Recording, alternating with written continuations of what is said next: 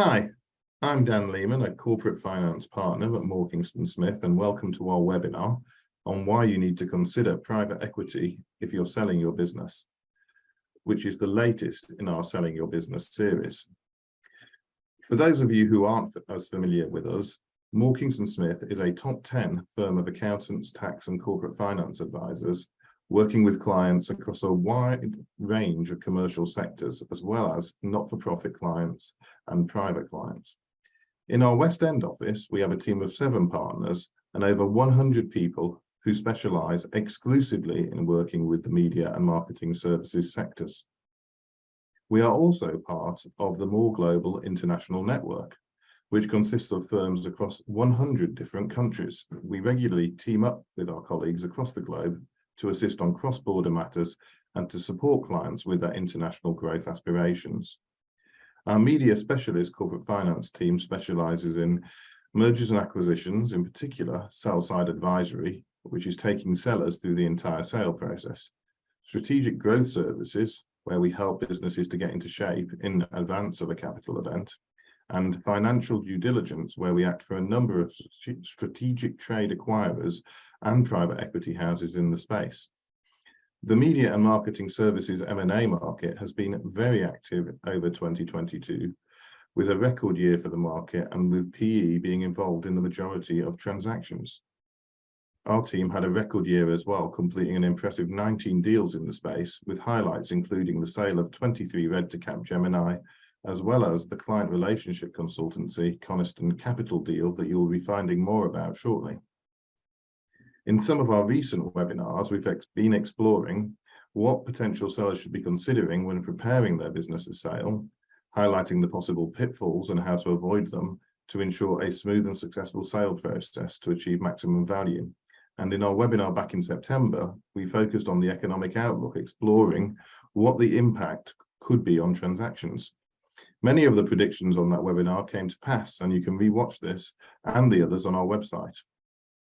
Given that private equity are involved in the majority of transactions in the space today, we'll be exploring the many considerations to take on board before deciding whether private equity or a sale to private equity-backed businesses is right for your business, as well as trying to debunk some of the myths surrounding it.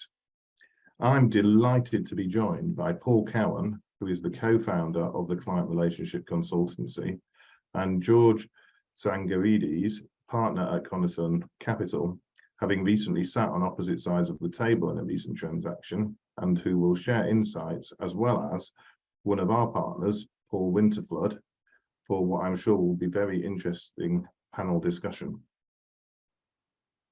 Paul started his career at Ogilvy. Rising through the ranks of other agencies, he joined Saatchi & Saatchi, leaving after 12 years to launch his own agency. After 10 years, he left to study and obtain a master's in both organizational change and then psychotherapy. He started his own change agent practice, working with a wide variety of clients, from government bodies to FMCG organizations to SMEs. He also established a therapy practice for individuals and couples. In 2004, he co-founded the Client Relationship Consultancy, working exclusively with all kinds of advertising, media, digital and marketing agencies. And in 2011, the Customer Relationship Consultancy, working in the B2B sector. His expertise is in business and interpersonal relationships, and his book, Connecting with Clients, was published in 2021. George is a partner at Coniston Capital. He started his career as an investment banker at the Bank of America Merrill Lynch, advising large cap companies in the TMT space. In 2012, he left to join BGF, where he worked as a growth capital investor. During his time there, he invested in a number of businesses across all sectors, as well as continuing to work with the boards of the investee companies. He was part of the team and sat on the board of 4 Communications, an integrated marketing services business growing strongly, organically, and through acquisitions.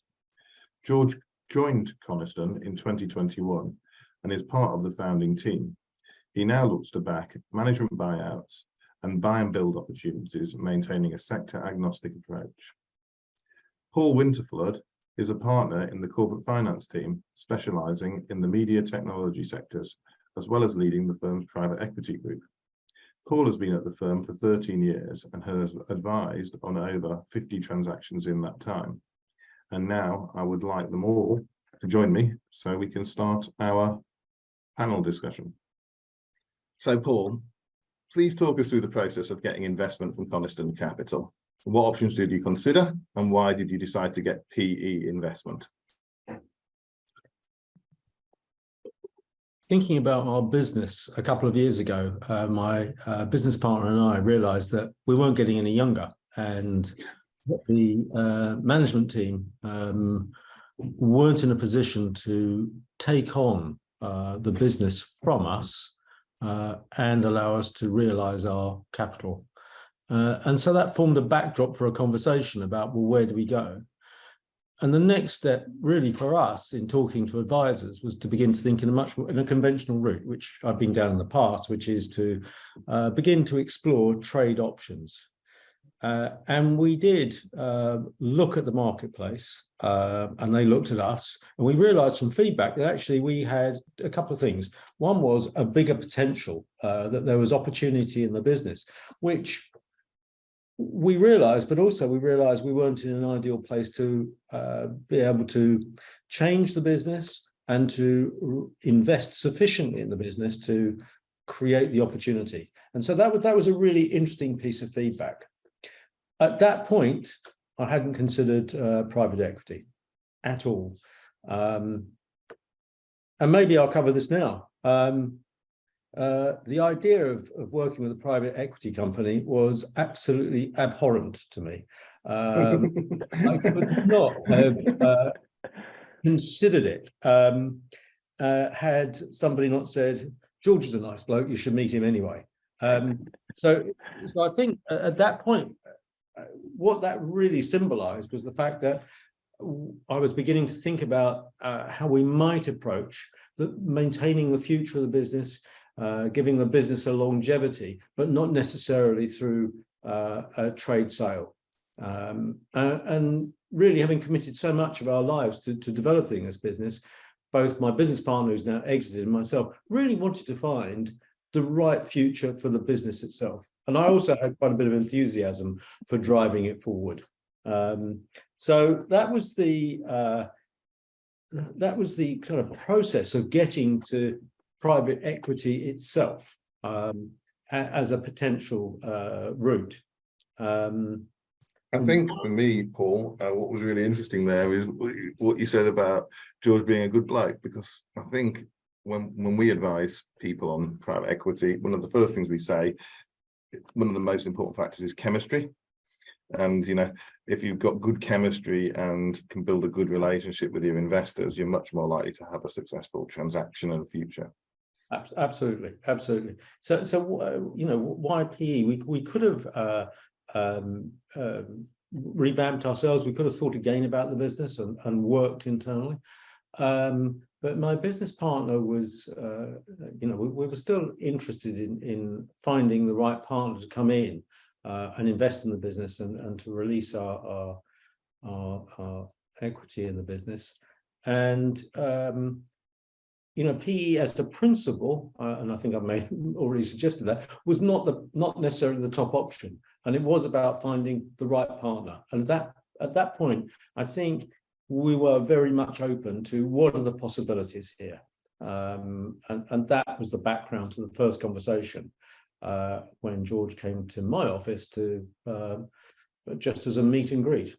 Yeah. So George, I suppose you invested in CRC. You previously worked with 4 Communications when you were at BGF. What attracted you to the sector? Well, look, there's lots of really positive things about the sector, and look, the sector's, as you know, is pretty wide-ranging. So to like talk about the whole Marcoms sector is to talk about lots of different types of businesses. I think there's a couple of trends that are really helping in the industry, which are, one, there's a big move, and there's been a move for the last 5 years, and there'll continue to be this big move for digitalization. And then there's a big demand Oh, your sound just faded out a little bit, George. Can you not hear me? Yes, now. Right. I'll talk a bit louder. So it's digitalization, it's data, and it's exploiting that data. I think, from a macro perspective, it's a big market, an established market. There's lots of revenue going around, and if you can do good work and service clients well, so you have recurring revenue, you've got repeat revenue, then you can start building on platforms, on data, and actually start growing market share and growing market. Then the last point about the Markham's market, it helps that there's M&A activity from very small businesses to very large businesses. So you always know that if you created a good business, a good brand, a good value proposition, there'll always be appetite for getting a liquidity event or returning some value to shareholders. So if that's why you like the sector, when you look at individual opportunities within the sector, such as what the one you've just done, what are the specific things that you're looking for? Look, it does sound a bit trite, but first and foremost, you care about the team. And look, I don't want to sit here and be a spokesman for the whole PE industry. So I just talk about how we look at it and what we care about. So, we're predominantly focused on the MBO market and the buy and build market. And for us, what we care about are management teams who want to transition to be owners of the business. And it's a different type of mentality between being an employee and being an owner. And there are individuals who relish the challenge. And as long as we get the alignment and the incentivization right, those teams can start gaining some reward for a lot of hard work. I mean, CRC was a interesting process when I first met Paul, and I think it was probably a slightly untraditional process in the sense that we both went down a path of discovery.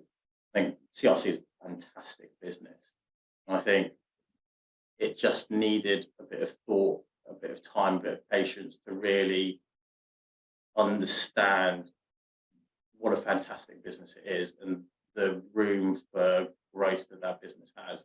I think it's fair to say that we went down a journey, over a number of months to really try and understand the appetite from the business, the appetite from the management team, and we're still in that process of discovery right now, but really trying to drive the opportunity for CRC, which I think is massive.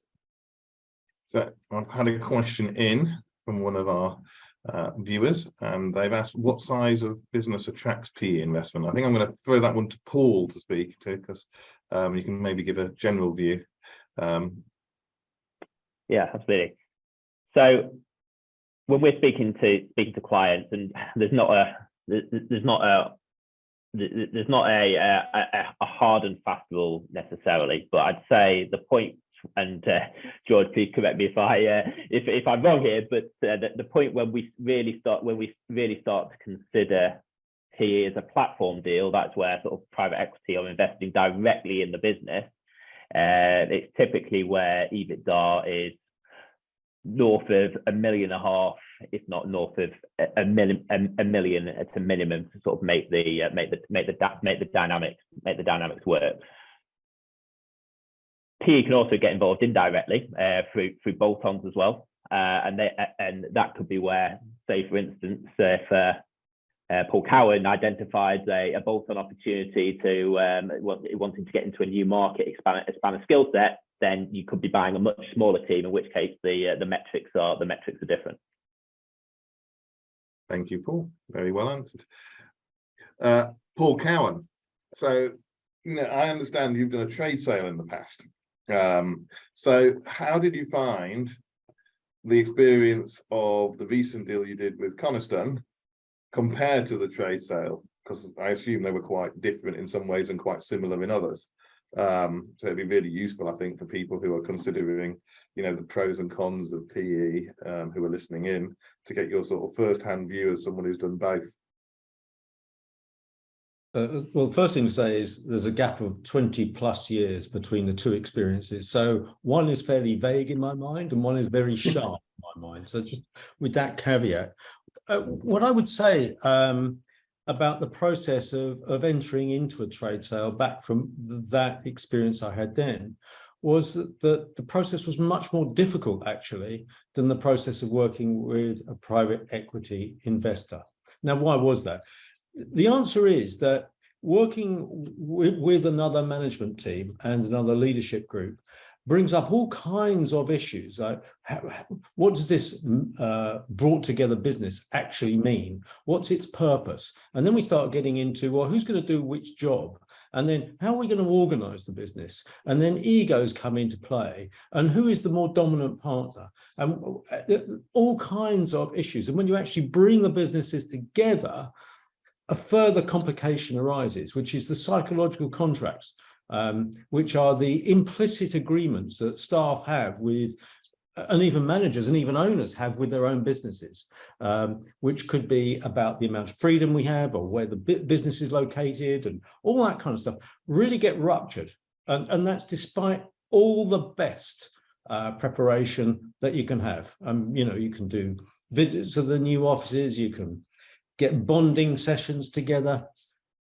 Forget all that. You get a lot of fallout, psychological fallout, and that leads to more challenges with clients. It leads to many, many unexpected consequences of change. Sorry, it sounds like I'm against trade deals. I'm not. It's just everybody thinks they're easy. Let's do it. Let's get together and create something bigger. Actually, they can be really challenging. If I compare that with, I'm putting George on a pedestal now, actually, or private equity companies. I don't mean to that, because it is right for us. It might not be right for everybody else out there. What I found was that with Coniston, that we were aligned about the potential for the business. And the other thing was that Coniston were able to introduce new thinking, new ideas, and they were able to challenge our thinking without us feeling defensive, or without myself feeling defensive. It meant that together we could begin to coalesce around both shared objectives and a belief about how to take the business forward, what the key priorities were, and without losing any of our, the most valuable part of our business, which is the people. Keep our people, the very essence of our business happy, and without also disrupting the business of doing business with our clients to give them a great service. And so I think that was the biggest difference for me between the two. For me, I think what you just highlighted was the subject of another one of our webinars not that long ago, which was the importance of integration planning post-transaction. I think having spent years doing M&A, I think a lot of people spend a huge amount of effort getting transactions done. The really successful ones spend a lot of effort doing the integration planning and then following that through to make sure it's a success post-transaction. It sounds like by what you were just saying there, you've done a lot of that forward planning with Coniston as part of this transaction. So clearly that's one of the reasons why you're feeling so good about it, I guess. Well, it's also it's different. It's a different relationship. That relationship in the trade sale was partly influenced in why I went to study organizational change and become a change agent, because I then worked with organizations that were having difficulty post-transaction. However much you plan, when you put two businesses together or more, you've got a problem. And I think it comes down to, on our side, we want to do deals. We're looking for reasons to do deals, and it's a very positive environment. So I think PE gets quite a bad rep, but if you think about what we're looking to do in essence is we have investors, and we're trying to get good returns for them. We're trying to back good teams and good companies. So we don't come with hang-ups of culture and of big beasts of other corporates behind us who have to fit things in. We need to understand what the business does. We need to understand why it's why it wins and why it's good, and then fundamentally we're trying to align ourselves with that to help it grow. So I think that depending on which PE investor you talk to and what type of PE investor, it should be positive. I think there needs to be an element of positivity through the whole process, because sometimes the process is quite difficult and it can be quite tiring. But as long as people are aware that we want to do deals and we're we're trying to find reasons to do them. That should be, the reason why you want to be with PE. Thank you. I mean, Paul Winterflood, what common misconceptions do you find that sellers you're advising have around private equity, typically? I'd say it's pretty the initial Paul's sort of initial description of how his perception of private equity is the case for the vast majority of people I'm speaking to that are considering selling an agency, a business in this space. And so it's a conversation that we have with every single one of our clients. And I think a lot of that reluctance or misconception is down to the sort of the perception of private equity, and that they're seen as the media perception is of asset strippers looking to squeeze every single line. And yes, there may be some types of PE house that will do that. But if you're buying a people-based business, if you're buying a marketing services business, buying a media business, you're not going to they're not going to get the return there. The only way they're going to be able to get the returns that they're looking for is if it's win-win, and that's through growth. It's through preserving the secret sauce, the culture that has made the business successful to date, and hopefully what the investment does is it superpowers that growth, because probably the biggest change sort of pre and post transaction for a lot of businesses that have sort of got to the requisite size for a transaction to work is there's a professionalization of the process, and that's where the management team remains. So in terms, there's not the huge amounts of disruption you may get if you're going into a big corporate setup. It's about adding and creating additive solutions which help further drive and power the growth and enable it to realize its potential. I think the second probably misconception is around the management team. Private equity are backing management teams, and so they will be in place post transaction. Yes, there may be a couple of people from the PE house who will join the board. A chair will probably be appointed if there's not one in place. But again, it's support to provide. It's supporting the management team, not replacing them. So it should be a win-win, and if it's done in the right manner, it should be a lot smoother and a lot less turbulent if it's done for the right reasons. Brilliant. I've got a couple of questions in from the audience. So the first one I'm going to ask to George. What tools and strategies do PE firms utilize to make themselves attractive to sellers and dispel those misconceptions?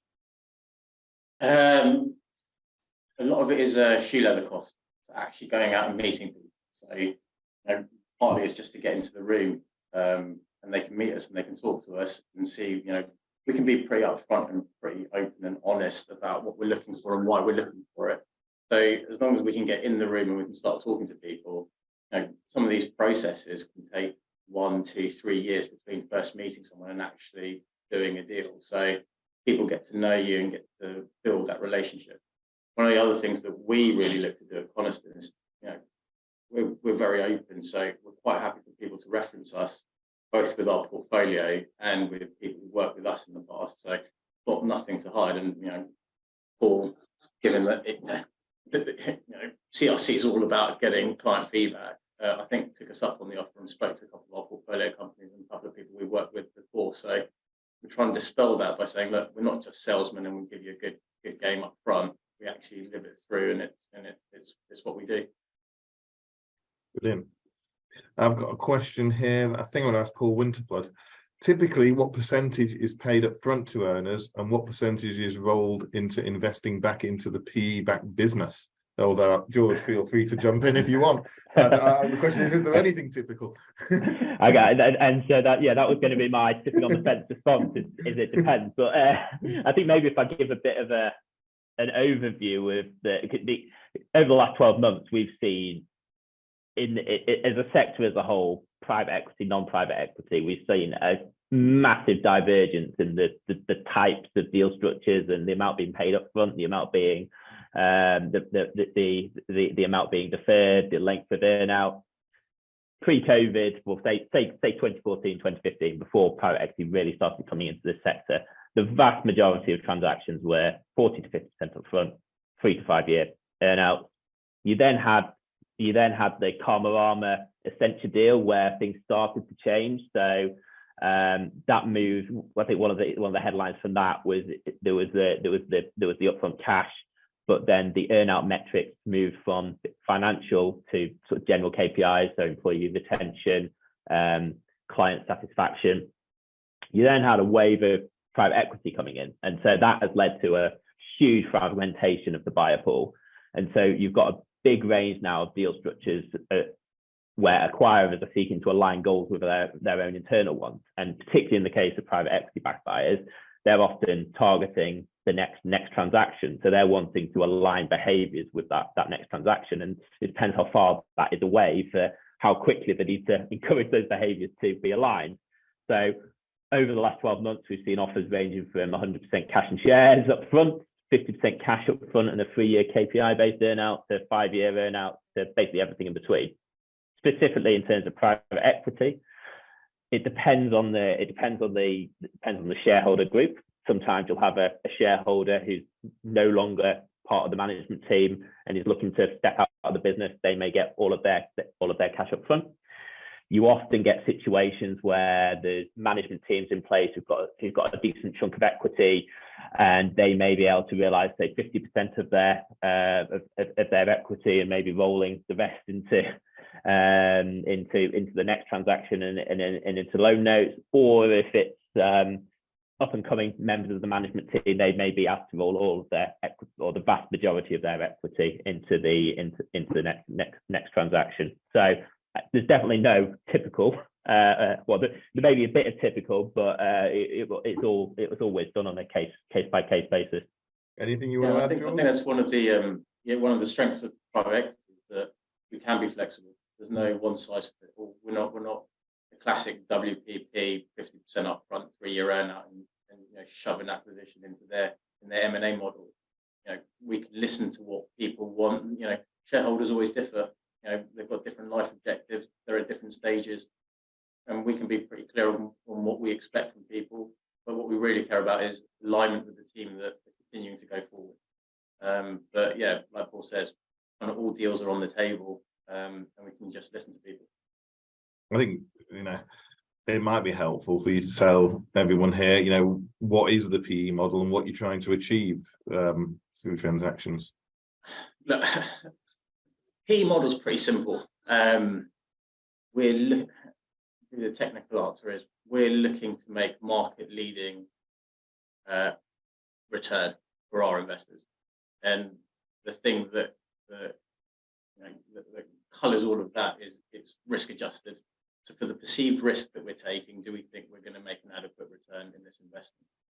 And when I sit down with Paul and I talk to him, he goes, why do I want you as a shareholder? Is I can list my objectives stamped on my forehead going, I want to maximize shareholder value.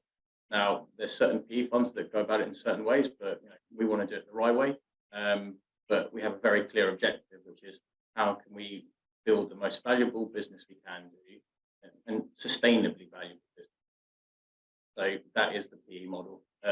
What we look to do on buyouts is we like to empower the teams that we're backing, because it is really about, like I said at the beginning, getting equity into the hands of people who are running the businesses so that they can receive some of the fruits of their labour if they're very successful. Brilliant. Paul Cowan, what would you say to people who view PE as the bad guys and so would only look at trade, or would go start with an assumption that they'd only want to sell to trade? Having been through this whole process, having been through a trade sale, having listened to what we've talked about, is there any sort of nuggets you'd share? I would say keep an open mind. Private equity is a very broad business. There are people that operate at both ends of the spectrum. And if you are working in a smaller service business, then stay away from the Blackstones and all the big boys in the marketplace, and find the right sector of the marketplace to talk to. So that would be the first thing. And really I would really invite people to open their minds to, based on my experience with Coniston, to the opportunities of private equity to liberate the opportunities in the business to help it grow. Because Coniston and others like Coniston, and there aren't that many of them in this sector of the business, really want to maximize value by helping the investments to grow and to flourish. And that means everybody with it. That's a very healthy business model to have, a really healthy business model. And so that would be the reason I would do it. I think the really important thing is to find, Dan, you mentioned at the beginning, the right person in the private equity firm that is going to be working alongside yourself. You know, one of my tests for George when I first met him, and keeping in mind my incredibly negative perspective, when George arrived, what was going on in my head was a kind of check. Could he and I work together? How would we be together? If we got stuck in Mumbai airport, airside, overnight on a bench because we couldn't get into the lounge, how would we feel about each other in the morning? And George passed that test. Did you take him to Mumbai airport to test him? No, I didn't have to. But it's a kind of, you know, when things get tough, and it isn't all plain sailing, you know, working through the process of getting an investor into a business, working with my own team. This is not an easy process. So it was really important that I could find somebody that had the right philosophy and that we would get on well together. And I think that was really important. The other thing I think is really important, George and I made an agreement in that very first meeting, which was we would always be totally honest and transparent with each other. No question. However good the news, however bad the news, that was the deal. And we've stuck by that. And I think that was particularly important.